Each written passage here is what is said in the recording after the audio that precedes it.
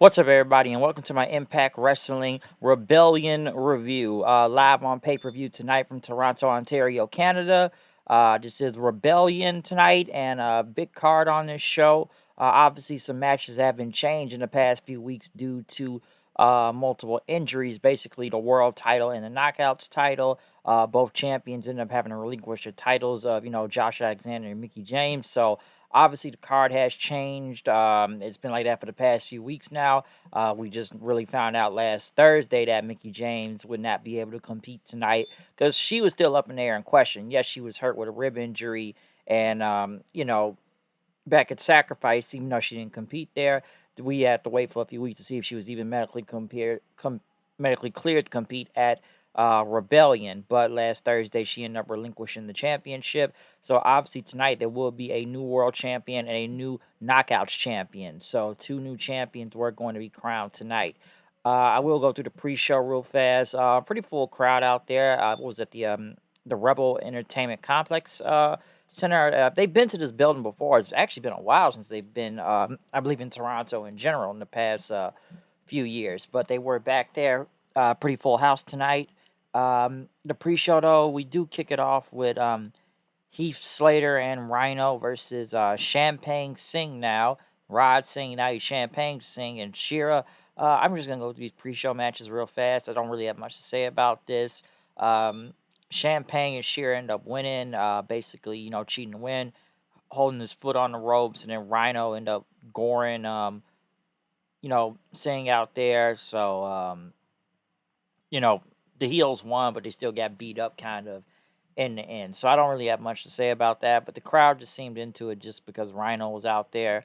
Next, the Coven of Taylor Wilde, which I will never understand why she is a witch to this day, or I just don't get it, and why her and Kylan King even won the titles on their first try. I just don't get this witch gimmick and where it's going. It's just the most randomest stuff ever they've really ever done, and it just doesn't make sense. It just looks like she's trying to cosplay as somebody. That's what it kind of looks like. It's like, why is she a witch again? I get trying to go for a new gimmick, but this is just like a whole 180 and just doesn't really have a lot of explanation to it. They went against Rosemary and Jessica out there.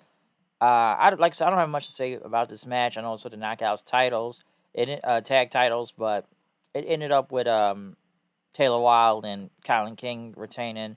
Taylor Wilde hitting a big suplex and then hitting like her neck breaker finish for the win. So Taylor Wilde and Kylan King still retain the Knockouts Tag Team Championship. So honestly, I haven't really followed much in that story. I know they just kind of quote unquote killed off Taya not that long ago, and well, now she's in AEW, but we've seen how that little feud has been going for the tag title. So I'm assuming it's over after this. I don't know, but I guess we'll see.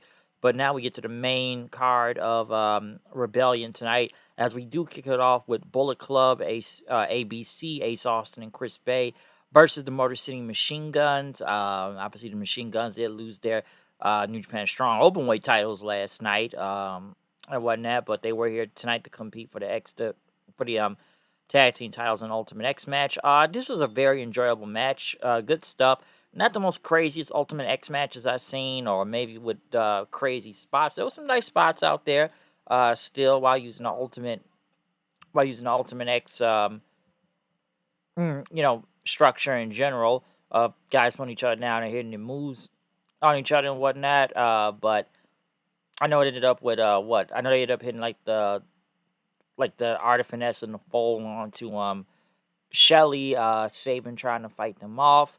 They thought they were gonna get Saban with the same finisher, but Ace Austin ended up throwing Chris Bay up to the cable structure to climb to get the tag titles. Chris Saban had tried to stop him, but Chris Bay was able to unhook the titles and drop one to Ace Austin. So a very good match still to open up the show. I enjoyed it. Obviously, you could say it's a spot fest and whatnot, but it was still good stuff. I thought it could be a little bit better in the end, a little bit more from it, but it just ended up with Bullet Club, Ace and Bay retaining the tag team titles in Ultimate X match. But still, a very good match to kick off the show. I have Steve Macklin promo talking about where he is tonight and what he's going to do to Kushida.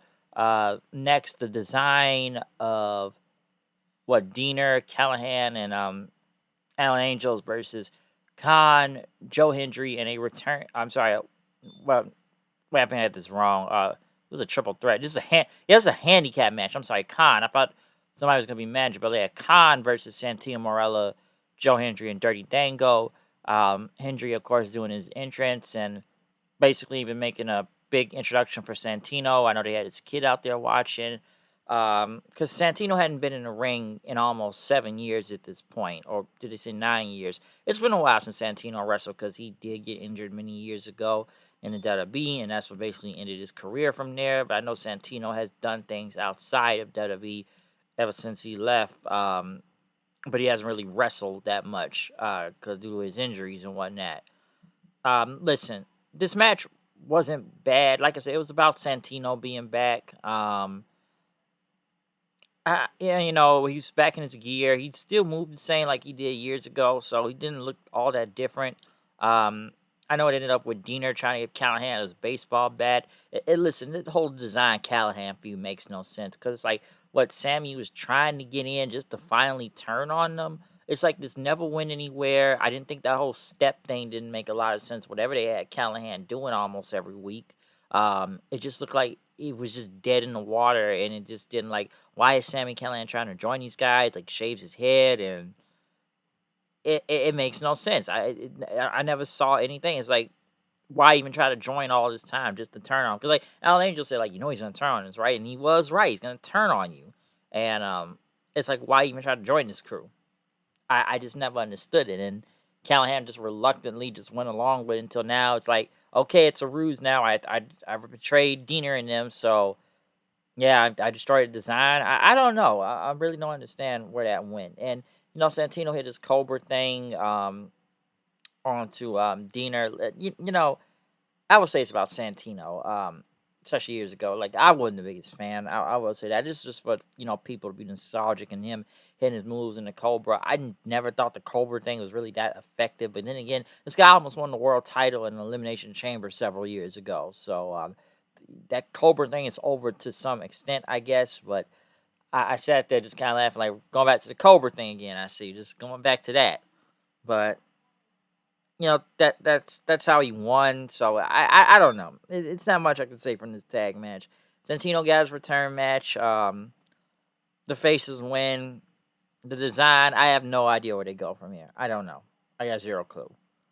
I know they talked to Tommy Dreamer and his his crew tonight to go against Bully Ray and them, but he did end up talking about his mom and how she's in the hospital, and I guess his mom will open her eyes, but she's not responsive. I think he was talking about she was in ICU and was up but just asleep. So Dreamer was very emotional. He said he's going to be going away a bit after this match. So honestly, hopefully, best wishes for Tommy Dreamer and his mom and his entire family. And hopefully, something good comes out of all of this. Like I said, I don't really care much about this feud with Bully Ray and Tommy Dreamer. Like, why are we doing hardcore war matches right now?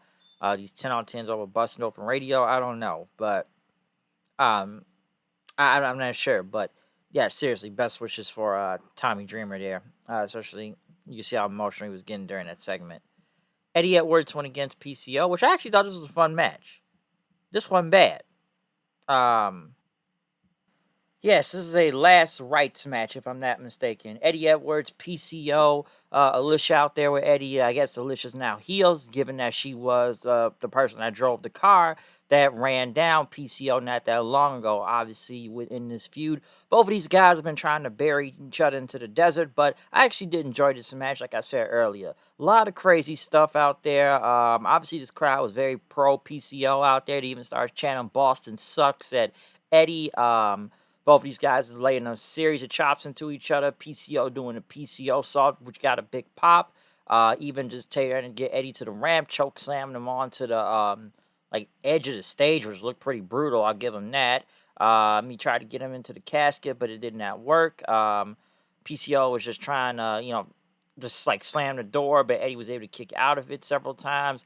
Then they got some like Kindle sticks there on the stage. Then Eddie ended up hitting him with the Boston Knee Party and tried to get him in there, which PCO was bleeding, but once again he couldn't close the lid. Alicia came back with a shovel, but PCO no sold it. Eddie went for a super kick, but he ended up super kicking his own wife. PCO, took the shovel and started hitting Eddie with it a few times and choke slammed him into the casket, closed it, and won. Because the last time I believe they did the last rights match was probably like, 4 or 5 years ago on Impact. But this was a really good match, and the crowd really were into it, and PCO was very over here. So, not a bad match in his last rights match. I already tried to interview Trey Miguel, but unfortunately, we couldn't hear any audio throughout the whole thing, which happens a lot. This was probably, some would say, the best match out of the night. Maybe one of the best matches of the night. The triple threat match for the X Division Championship, which is an elimination match between Trey Miguel, Jonathan Gresham, and Mike Bailey. Good stuff. A wild ass match out there. Like I said, wild stuff. Crowd was going into it. This was just a lot of just insane stuff going everywhere in this match, I should add. Especially like I said, triple threat. We've seen Gresham and Mike Bailey in the ring before. Mike Bailey, trying to get that ultimate weapon. Who did he hit with that ultimate weapon? I think it was Gresham and whatnot. I know it was Greg Gresham. Excuse me. And a dragon screw, getting on speedball. Gresham got him to the figure four, but Trey Miguel ended up pinning Meteora, ended up pinning Gresham in, which he still up the figure four in, but Gresham was eliminated after that. It was basically between Miguel and Speedball in. Very good stuff. I know it was like Bailey. Bailey's leg was hurt, and Miguel kept focusing on that. Next thing you know, both of them started going back, trading kicks. Then Speedball hitting a big Spanish fly for the big near fall. One move I forgot to mention was, I think it was like when all three were in the ring or outside of the ring, was when Trey kind of ran across the ropes, holding Gresham's head, slamming down onto the floor, even knocking down Speedball. Speedball though, he went to the floor, tried to go for like a sunset bomb. Ended up trying to hit the what was like what's it called, ultimate weapon into Miguel, which did work, but Bailey Speedball ended up throwing him in. He went for the ultimate weapon again, but Trey got out of the way. Excuse me. Trey ended up trying to roll him up. Then Speedball tried to counter it, but Trey rolled him a few times and held onto the tights that Miguel did end up retaining the X Division title. So he did retain from there. Very, very great match right there. Like I said, one of the best ones of the night. I was definitely into it. Kind of went by fast, but I really did enjoy the match, though, in general. Like I said, it was an elimination style also. So, yeah, really good stuff out there. Next, Team Bully versus Team Dreamer in a hardcore war. Obviously, this is going to be a long match, and I'm not going to try to sit here and name every crazy hardcore spot and everybody that kind of came out here and there, because I know they start off with Moose and Kazarian. In a match.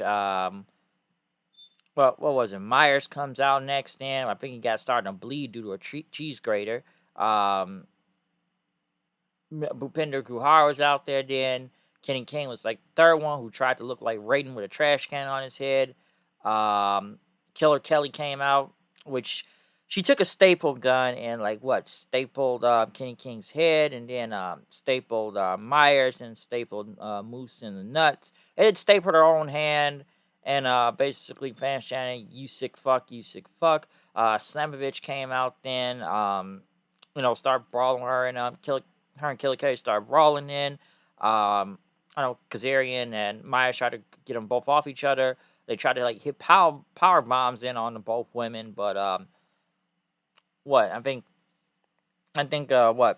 just trying to get the name. Killer Kelly was in them getting thrown out of the ring then, but everybody caught her. Slamovich jumped off the top rope with a chair behind there, landing on everybody. Yuya Uemura was next. I'm trying to see who else was after that. I think they were getting towards the final ones then, but basically Team Dreamer started clearing the ring so Bully could come out. Bully came out on his own. He had his chain with him with a chair, and just kind of looked there right in the ring. His crew ended up getting back up, started beating him up then. Bully headed to the ring and started helping out. Tommy Dreamer then came for the save. He had the Kindle stick. Basically, he never everyone with it. Going after Bully Ray, him to the corner. Um, Dreamers just start being with the kendo stick some more, which you start going at Bully Ray's knee. Then Myers tried to get him from behind. And stuff. For some reason, everybody decided doing submissions on each other, which I don't know, kind of looked funny but odd at the same time. Everybody's trying to submissions. Like everyone's like just hitting submission moves on each other in the ring. Savage and Killer Kelly just start taking chairs to start beating the hell out of everyone with it after that. Before they go back to brawling amongst themselves.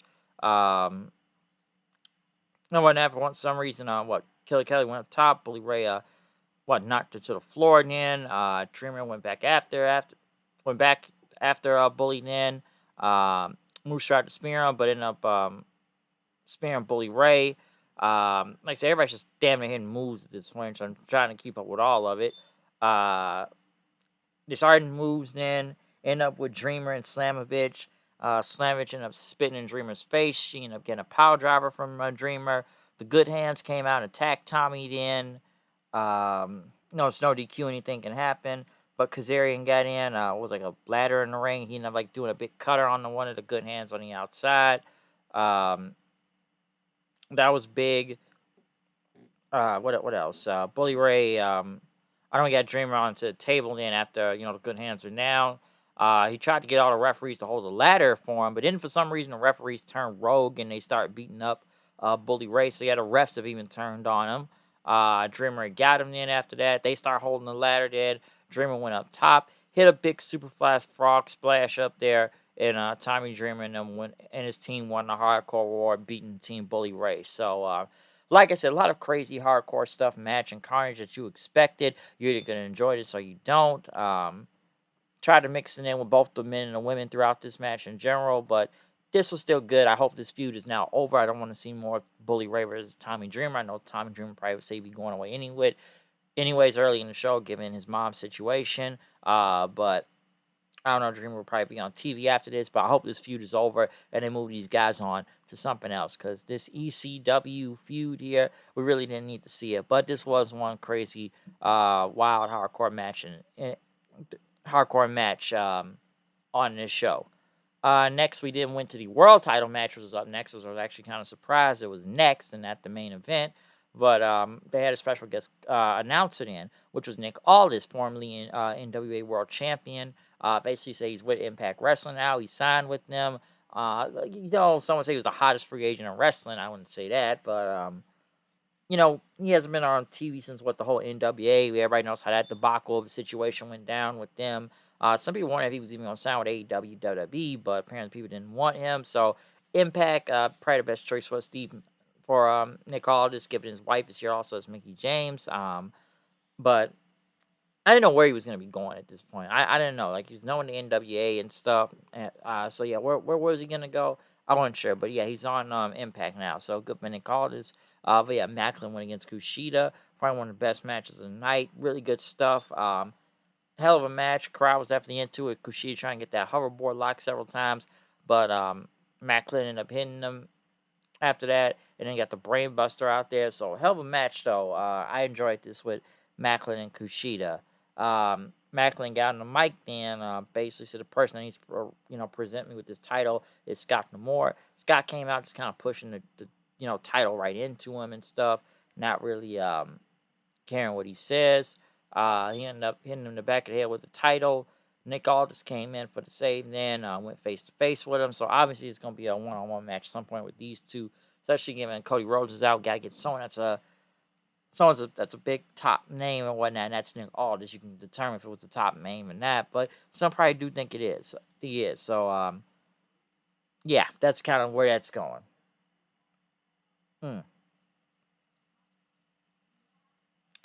But, yes, Steve Macklin, end up, like I said, he's the new world champion now. Very good for him. I didn't really think Kushida was going to win anyways. I do kind of figure what it would look like without Josh Alexander, but, I think everybody knew Macklin was going to win. I never thought Kushida was. Like, they made it play into that, and the crowd was eating it up. But I always figured Macklin was going to win the title regardless. Like, it was about time. I think he would have probably taken the belt off Josh if he didn't get hurt. But, yeah, Macklin ended up getting the win. Well, I started a little train of thought there, but yeah, like I said, sorry, I had something in my ear, but yeah, like I said though, Macklin got the win from there. Really good stuff. So he got the title. Gotta give him credit though, especially for the guy reinvented himself. How he came into this company a few years ago, because let's me he was just basically a stooge in WWE for the Forgotten Sons and whatnot. But gotta give him credit. He made himself a kind of a main event star now on Impact. So really good stuff. But the real main event now, Jordan Grace versus Deonna Purrazzo, 40 knockouts title. Like I said, it's another one of these matches that had to change through the last minute with the champion being hurt, just like the world title. Same with the knockouts title. Crowd very pro Deonna in this match, not really with Jordan Grace. I'm not going to go into if she's being accused of steroids or not. I will say she looks bigger than she once did before. Didn't really get mad about the whole being in shape thing, and, that's whatever. But the voice thing, her voice from a few years ago to now, yeah, I don't know what's going on with that. Not saying steroids all the way or whatnot, or some type of PEDs or HGH, but yeah, definitely just big as shit. Could it be on something? I don't know. Steroids, not sure, but I will say the one thing that's true: her voice has changed from a few years ago compared to now, so that kind of says something. Like I said, the crowd's very pro Deonna out here. I think Grace got the crowd back on her side towards the end, but I did enjoy this match. It was a really good main event.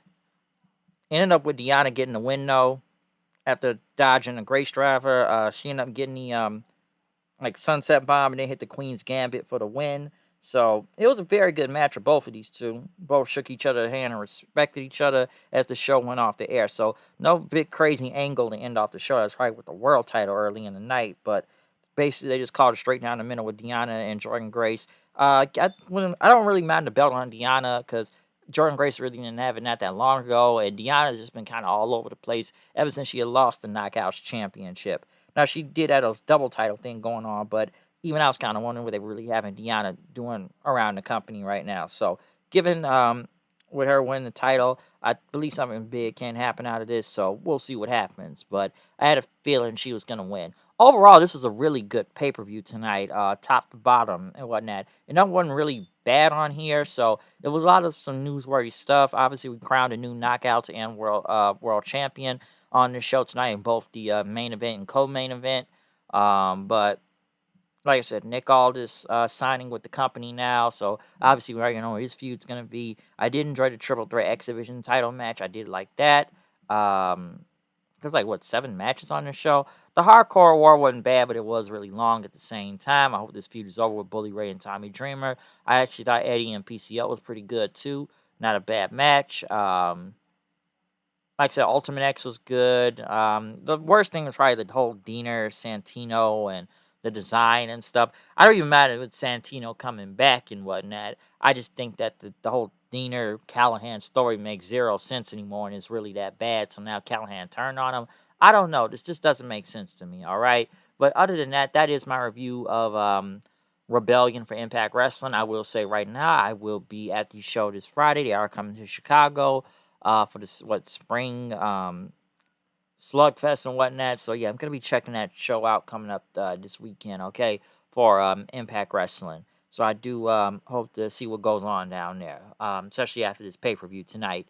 But yeah, other than that though, this is my review of Impact Wrestling, the Rebellion review from Toronto, Ontario, Canada. Comment, subscribe, follow me on Twitter at HoodedKnight890. Like that video and everything, and make sure you hit that notification bell for any other videos that are going to be coming out soon. With anything right now, okay? So, yeah, it's been a lot of crazy pay-per-views in the last month, but nice to go along with this Impact really good show. So, I enjoyed it tonight. Really good pay-per-view from top to bottom. Like I said, not the greatest stuff, but it was really good at the same time. But other than that, I'm out of here. I'll see y'all then. Peace out.